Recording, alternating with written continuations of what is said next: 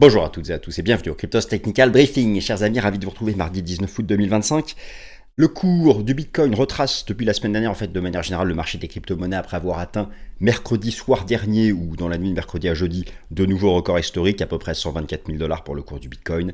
Et ETH, enfin Ether de Ethereum, a rejoint pile poil son record historique, enfin le sommet du cycle précédent, et retrace de manière logique, retrace de manière construite, peut même effectuer un retest de l'ancienne énorme résistance, celle qui avait échoué 3 fois depuis le début du cycle, notamment lors du push suite à l'élection de Trump, peut retest les 3009-4000 avant de repartir. J'ai deux choses à vous dire. Première chose, non, les 124 000 $ ne sont pas le haut de cycle, le cycle lié au halving du printemps 2024, le cycle qui avait commencé à l'automne 2022 dans le sillage de la faillite d'FTX, qui certes est proche de sa fin, mais selon moi n'est pas terminé. Les 124 000 $, ce test de cette énorme ligne de tendance de résistance qu'attrape la ligne de tendance intercycle que vous connaissez, n'est selon moi pas le haut de cycle.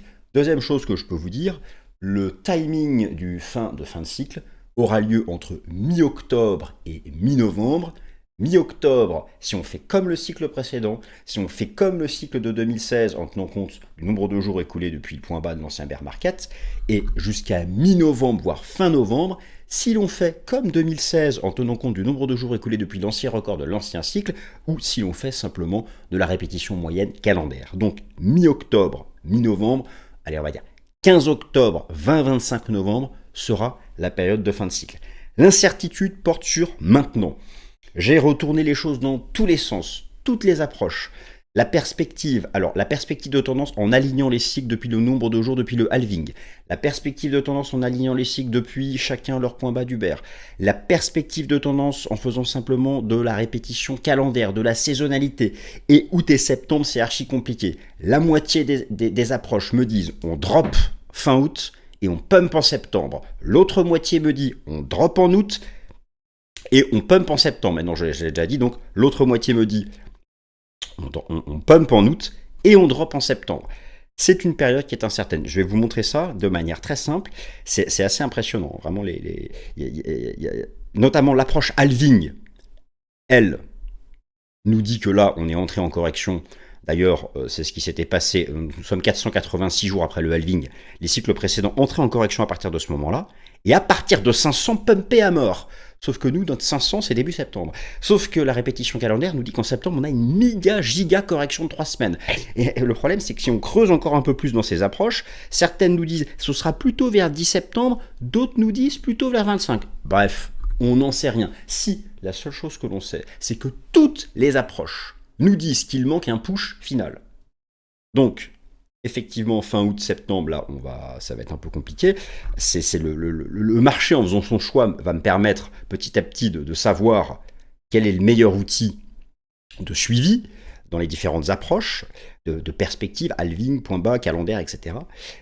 Mais dans tous les cas, il manque un dernier push. Il manque le push final. Alors après, où est-ce qu'il ira ? 135, 140, pas plus, au-delà ? On verra. En tout cas, mon opinion, c'est que les 124 000 $ ne sont pas le haut de cycle, que Bitcoin, au pire des pires, peut retester la zone 100-109, les 100K, 109, c'est le support hebdomadaire, ETH, 3009-4000, bon effectivement, ça, ce sont les zones à pas enfoncer. Et enfin, par rapport au timing de fin de cycle, donc mi-octobre ou mi-novembre, c'est la Fed qui décidera. C'est la Fed qui décidera. Et c'est ce que je vais vous expliquer dans cette nouvelle édition du CTB. Donc, première partie. Alors oui, n'oubliez pas, cette semaine, vous avez, la géopolitique, on a compris. Vous avez l'événement, donc, le symposium économique de Jackson Hole, qui a lieu du 21 août au 23 août, qui rassemble, comme chaque mois d'août, tous les banquiers centraux du monde. Et vous avez, parce qu'en fait, on s'en fout complètement de ce qu'ils vont raconter, la seule chose qui compte, c'est la conférence de presse vendredi à 16h de Powell. Pourquoi ça compte ? Parce qu'en août dernier, le marché se souvient que c'était lors de la conférence de presse de Popo, lors du symposium économique de Jackson Hole en août dernier, que l'ami Popo nous avait dit « je vais baisser les taux ». Ce qu'il a fait, rappelez-vous, en fin d'année dernière, avec un jumbo Fed cut en septembre, puis en octobre, puis en décembre, 2 fois 25. Bref, depuis, il n'a rien fait Popo. Depuis décembre dernier, il ne baisse pas les taux. Là, le marché spécule sur... Bon, il y a une pression énorme sur lui, les chiffres de l'emploi se dégradent, mais l'inflation, elle bouge plus. Je vois mal l'ami Powell changer son fusil d'épaule, ouvrir la voie, mais dans tous les cas, d'ici la fin d'année, la Fed baissera ses taux. La question est de savoir est-ce que ce sera un pivot technique ou un vrai pivot, et c'est ça qui permettra de décider du timing de fin de cycle. Donc on va parler de ça. Deuxième partie, donc quelle tendance fin août-septembre. Et là c'est hyper compliqué. C'est hyper compliqué parce que on trouve tout et son contraire. Donc on fera juste confiance aussi aux analyses techniques. Troisième partie, ETH. Quel prix de fin de cycle, quel timing. Donc ETH, hein, c'est un retest, c'est logique. Je vous l'avais dit, hein, tous les jetons majeurs, quand ils rejoignent leur record historique, ils rentrent en retracement. C'est ce qui s'est passé avec Solana à l'époque, c'est ce qui s'est passé avec XRP, c'est ce qui s'est passé avec tous les majeurs, même Bitcoin, rappelez-vous, quand il avait rejoint son ATH, il a fait 7 mois de range. ETH n'avait aucune raison d'échapper à la règle, il a tapé 4008, 4850, c'est le record historique en cours de clôture, il retrace. Mais par contre, il va juste retest un support. 3009, 4000, ça se paye en dollars. Moi, je raisonne, tous mes trucs sont en dollars. Quatrième partie, un point rapide rapide. Je vais vous parler du marché action US et notamment de l'indice des small caps qui est intéressant à suivre parce que c'est corrélé aux alts. Je vous parle aussi du dollar et je vous parle aussi des alts, c'est parti. Timing de fin de cycle, c'est la Fed qui va décider. Alors, tout d'abord, ce graphique sous vos yeux. Voilà, moi, ça, c'est le graphique que je démonte. Moi, qu'il est monté, donc je ne vais pas le démonter. Mais ce point-là, ce nouveau test, c'est vrai que c'est le 4e test de la ligne de tendance intercycle, pour moi n'est pas le sommet de notre cycle. Il manque un dernier push que nous ferons au plus tard, donc la mi-novembre. Pour moi, la fin de cycle, hein, c'est entre mi-octobre et mi-novembre. Chaque semaine, laissez-moi, chaque jour, chaque semaine, ça passe, je vais affiner, d'accord? Là, je donne un intervalle. Pour moi, c'est pas le haut de cycle, et dans le pire des cas, là, on peut un peu se faire un peu peur par ici. Grand max, on reteste 100, 109. 100, c'est là où passe la moyenne mobile à 200, puis derrière, ça repartira. Bon, en tout cas, mon argumentaire est à dire qu'ici, c'est pas le haut de cycle. Timing de fin de cycle, c'est la Fed qui va décider. Cette semaine, c'est donc le symposium économique de Jackson Hole, je vous en ai parlé. Vous n'avez pas besoin de vous y intéresser. Tout ce beau monde va juste manger des petits fours et boire des coupes de champagne. La seule chose qui compte, c'est la conférence de presse de Jérôme Powell qui aura lieu vendredi à 16h et qui fut décisive l'été dernier. Donc là, pour le coup, elle ne sera peut-être pas cette année parce que Jérôme vraiment lâche rien. Hein, et c'est vrai que la prochaine décision de la Fed approche. Alors, timing de fin de cycle. Je commence par ça parce que ça me paraît important. Bon, là, je veux pas tout. J'ai tout fait la semaine dernière, je vais pas tout refaire, mais simplement les grandes idées. Les grandes idées. Là, vous avez les 3 cycles sous les yeux. En bleu, la façon bleue de comparer les cycles, c'est la plus simple. Vous les comparez en nombre de jours depuis chacun leur point bas. Pas compliqué. Et leur point bas, c'est quoi? C'est le point bas de l'ancien bear market. Tout le monde me suit. Vous voyez que c'est assez impressionnant. 1066, 1062. Et voilà, en gros, si on fait comme les 2 cycles précédents, c'est mi-octobre. 15 octobre. Ok, parfait. Là, on se dit, merde, putain, il ne reste pas beaucoup de temps. Effectivement. Ensuite, si l'on fait, tout est à jour, hein, si l'on fait exactement, donc ça, c'est cette colonne que je viens de vous montrer en bleu.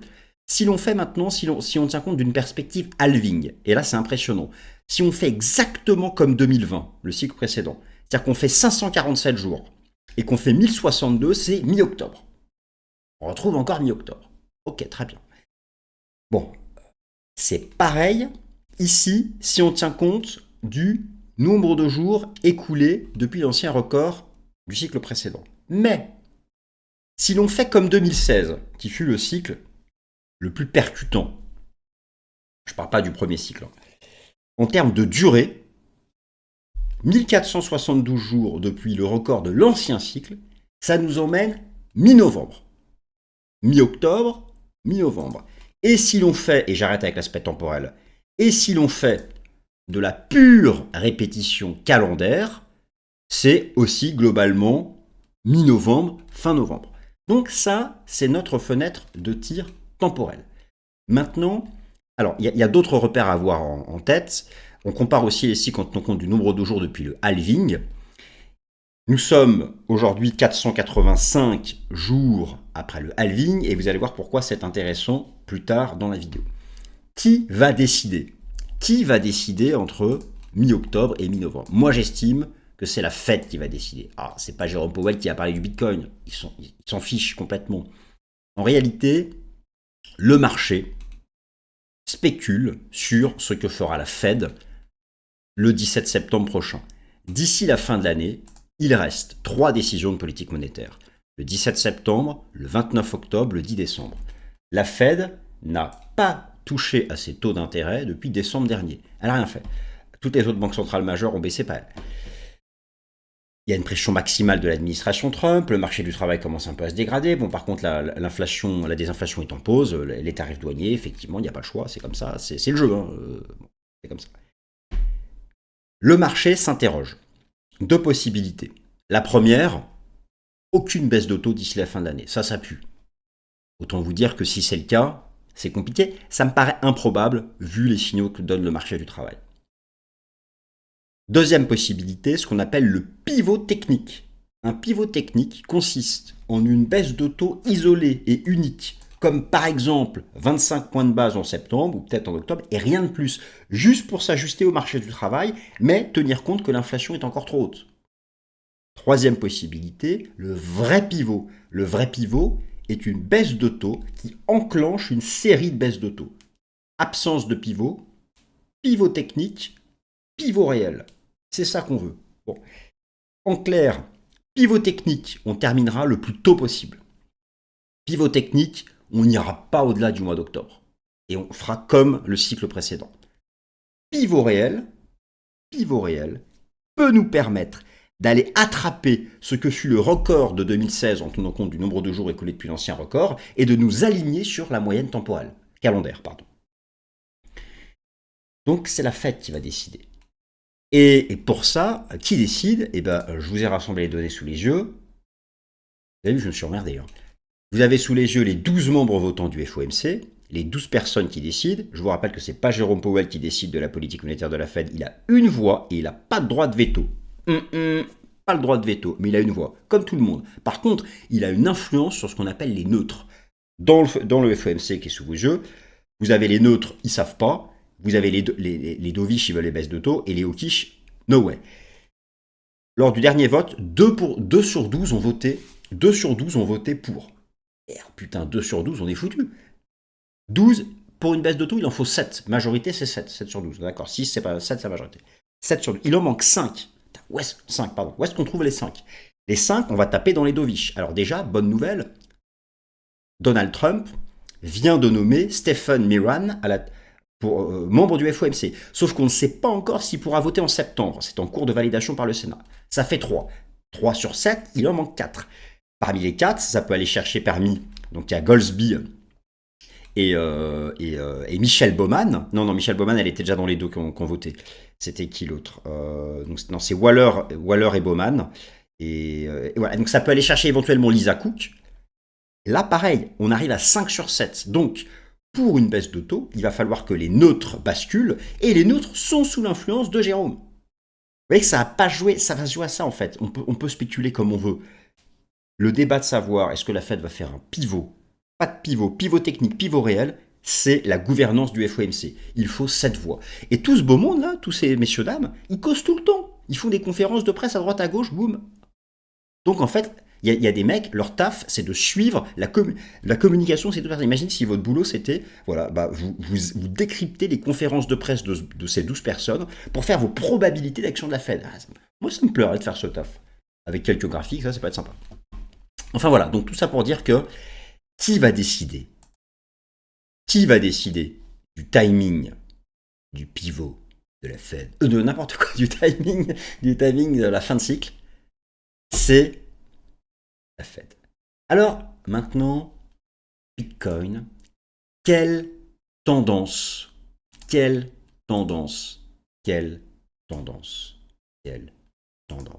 fin août et en septembre. Et là, c'est à s'arracher les cheveux. J'ai tellement gratté mon crâne que la casquette est nécessaire. Je m'explique. Si le marché fait de la répétition calendaire, septembre sera dégueulasse. Nous sommes en orange. Ça, c'est notre cycle actuel. Ça date de ce matin. En orange. C'est marrant d'ailleurs comme on interagit avec 2016 en rose. Et que là, on avait bloqué sous 2020. Bon, hasard ou pas, j'en sais rien.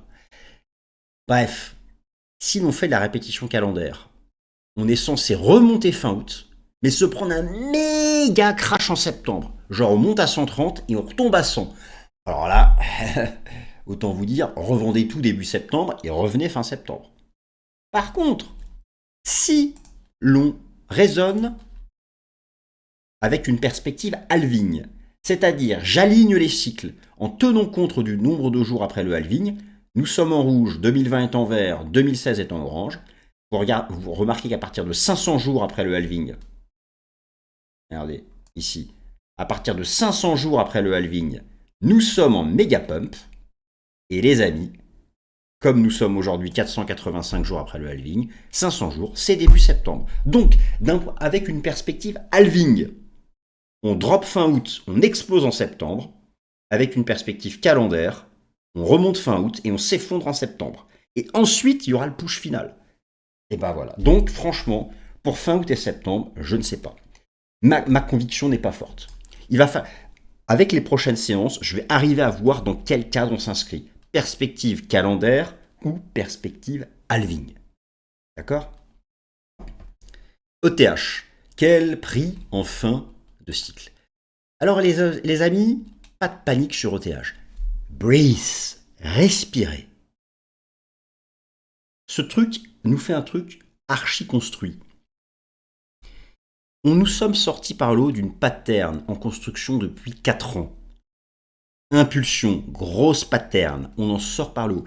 On va temporiser par là. Regardez, imaginez si on reteste le haut de la pattern. Ça fait, allez, 3009, 4000. Moi, 3009, 4000, je paye. Donc, laissez-lui respirer. Ça peut temporiser par ici. Pour moi, un retour sur 3009, 4000, c'est une opportunité. Et derrière, j'envisage que d'ici la fin du cycle, nous irons retester l'ATH. Donc, notez que là, c'est bien l'ATH et une extension de Fibo qui crée le machin. Nous sommes en vague 3, et la vague 3 a une cible théorique entre 5009 et 6006. Et je n'irai pas au-delà. C'est déjà très bien.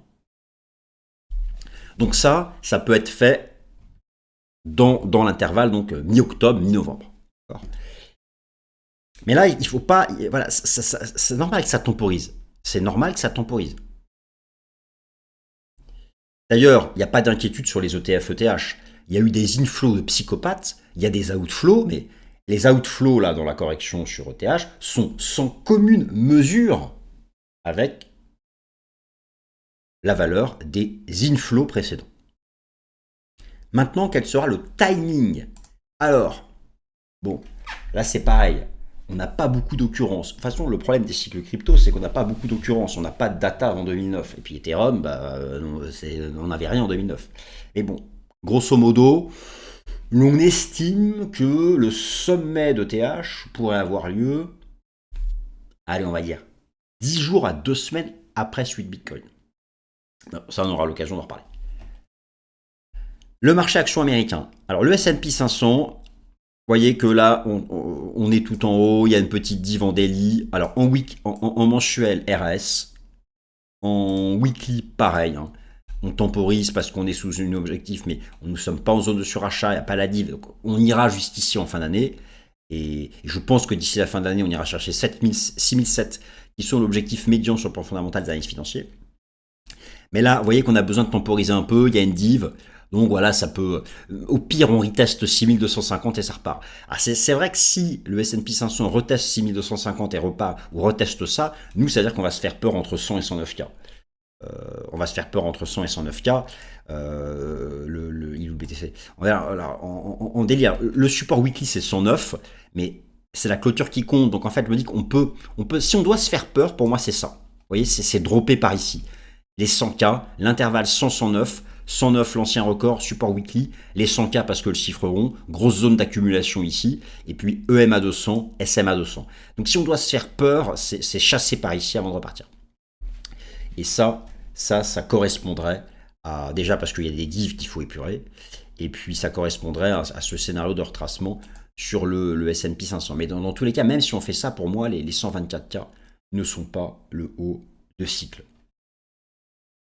Et oui, donc je voulais vous parler du Russell 2000, parce que le Russell 2000, ce sont les small et mid cap US, qu'il y a une corrélation entre les alt et le Russell 2000, et que ce que l'on constate, c'est que petit à petit, le Russell 2000 a retrouvé une orientation haussière, qu'on a récemment eu un Golden Cross. Je pense que d'ici l'automne, le Russell 2000 remontera à son ATH, et donc tant que et pourquoi pas même dépasser, mais tant qu'il y a de l'upside sur le Russell 2000, eh bien, il y a vraiment une corrélation forte entre si vous voulez, les small et mid cap US sur le marché action, c'est le risque ultime. C'est le mode risk on. Et le marché des cryptos, c'est une classe d'actifs risquée. Donc il y a une corrélation positive entre la tendance des small et mid cap US et globalement le marché crypto-monnaie. Donc moi, tant qu'il y a de l'upside sur le Russell 2000, donc, je mets l'analyse technique du Russell 2000 dans mes arguments qui consistent à dire que les 124 000 $ du BTC, même si là c'est compliqué fin août, ne sont pas le haut de cycle. De toute façon, ce cycle ne nous a jamais fait de cadeau. Il n'est pas facile.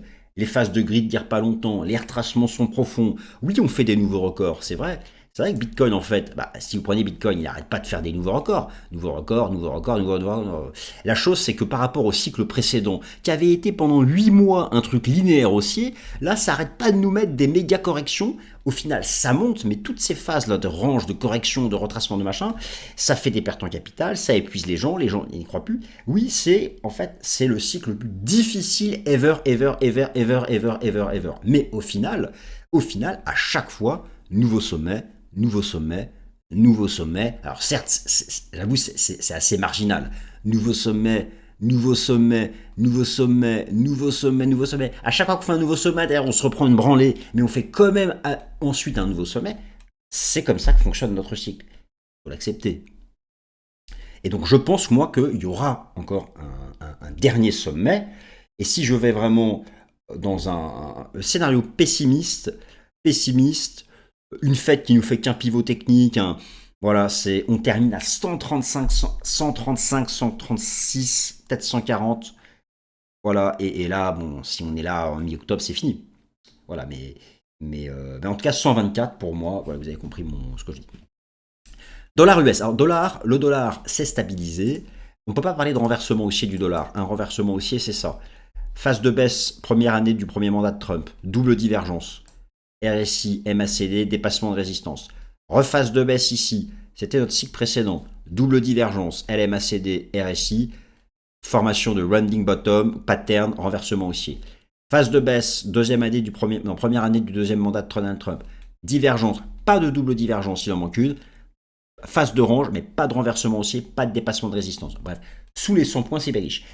Je vous parlais tout à l'heure du pivot technique et du pivot réel. Le dollar sera celui concerné en premier. C'est-à-dire que en cas de pivot réel, le dollar ira plus bas. Il reviendra chercher ce niveau ici, qui fut le niveau de renversement haussier du cycle précédent. Pivot réel, il revient chercher ici. Pivot technique, on fait du caca là-dedans. Et 2026, de toute façon, 2026 avec le bear market, dollar sera bullish, d'accord ? D'ailleurs, double raison que dès qu'on a fait le haut cycle, vous passez en stablecoin USDC pendant un an et en plus vous profiterez de la hausse du dollar, d'accord ? Et en fin de bear market, boum, vous revenez sur les cryptos et vous avez en plus l'effet change euro-dollar que ça va. On verra ça en 2026. Là, on est en août 2025. Et bien sûr, pas de pivot, ça repart direct au nord. Pourquoi c'est important ? Pivot technique, pivot réel, parce que le dollar impacte directement la façon dont est calculée la liquidité mondiale M2, parce que la liquidité mondiale M2, eh bien, ce sont surtout les masses monétaires du monde converties en dollars. D'ailleurs, notez que la masse monétaire M2 nous reste bullish jusqu'au 22 septembre. Donc en fait, là, ça ne nous permet pas vraiment de savoir, parce que la répétition halving nous dit que on drop fin août et qu'on pump en septembre. Ça tient la route là-dedans. On peut dropper en août et il y a encore de l'upside en septembre. La répétition, la répétition calendaire nous dit que là, on va remonter, mais qu'on s'effondre en septembre. Ça tient la route si je déplace le curseur ici. Ben oui, on ne sait pas si c'est 70 ou 84 jours de projection. On va dire, putain, du coup, on peut tout dire. Eh ben oui, on peut tout dire. On peut tout dire. Et c'est à mesure que le temps passe et que le marché fait son choix qu'on arrivera à fixer les paramètres pour de bon. Mais là, on voit bien que dans la corrélation entre les deux, ça a parfois été 70, parfois 84, parfois entre les deux. Voilà, bon.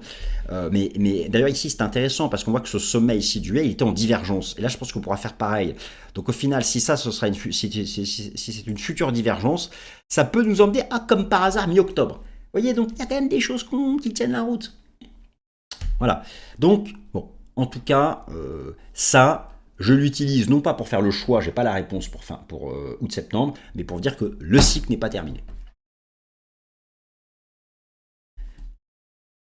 Les alts. Les alts RS, Total 3, et là j'ai bien mis les alts sans Bitcoin et ETH, d'accord? Je ne parle pas de la profondeur des alts. Hein. N'oubliez pas, la grande majorité des alts ne reverront jamais leur sommet de 2021 et ne reverront même pas le sommet qu'elles avaient fait en mars 2024. Parce que rappelez-vous, il y a eu sur certains jetons, notamment les mêmes coins, il y a eu une saison des alts avant le halving. Bah, elle a eu lieu avant le halving, c'est fini. Elle n'aura plus lieu. It's over. Il faut bien comprendre ça. Que la plupart des alts, les sommets qu'elles ont atteints en mars, je ne parle pas du cycle précédent, je parle de mars 2024, lorsque Bitcoin avait rejoint son ex-ATH. Il y a eu, sur des jetons qui pèsent pas grand-chose en market cap, donc ça se voyait pas dans la dominance, il y a eu une saison des alts pour eux. Ils ont atteint des prix qu'ils ne reverront, je pense, jamais. En tout cas, pas sur ce cycle. Mais si je raisonne sur les majeurs, parce qu'en fait, Total 3, moins BTC, moins ETH, moins les stablecoins, en fait, c'est le top 15, bah c'est en weekly RAS, c'est bullish. Et pour moi, la fin du cycle, c'est là. Minimum ici. Donc vous voyez que même si là, on drop ou qu'on revient tester ce support, je pense qu'on ira terminer le cycle pile poil au contact des 1000 milliards de dollars. D'ailleurs, nous sommes en saison des alts, puisque depuis fin juin, la dominance de Bitcoin recule. Alors, vous allez me dire, mais non, on n'est pas en saison des alts, je comprends pas, mon portefeuille d'alt ne peut pas et je suis toujours à moins 80. Ben oui, parce que la dominance de Bitcoin se contrefout de 80% des alts qui pèsent que dalle en market cap. Nous sommes en fait en ETH, comme disent les Anglais. Oh, putain, j'ai vraiment pas forcé là. Nous sommes en ETH season, d'accord. Même si là ça retrace, on s'en fout. Même si ça reteste 3009, 4000, c'est pas grave. Mais globalement, ce repli de la dominance de Bitcoin, ça a été le rebond de la dominance de TH. Je sais que beaucoup défendent un effondrement de la dominance ici, comme on a eu là et comme on a eu là. Effectivement, si la dominance s'effondre ici, il y aura de plus en plus d'alts qui vont y participer à la hausse. Moi, ce scénario, j'y crois pas. La seule chose qui peut faire que la dominance de Bitcoin s'effondre à ce point, c'est un pivot hyper réel de la Fed. C'est-à-dire que c'est un quatrième cas de figure par rapport à ce que je vous ai décrit au début. C'est-à-dire, genre, on enchaîne les jumbo Fed cuts. Là, d'accord. Et puis, et quand bien même la dominance de Bitcoin reviendrait là, je pense que c'est quand même d'abord le top 15 qui en profitera, et en particulier tous les jetons pour lesquels on attend un ETF. Et je vous ai montré la liste la semaine dernière.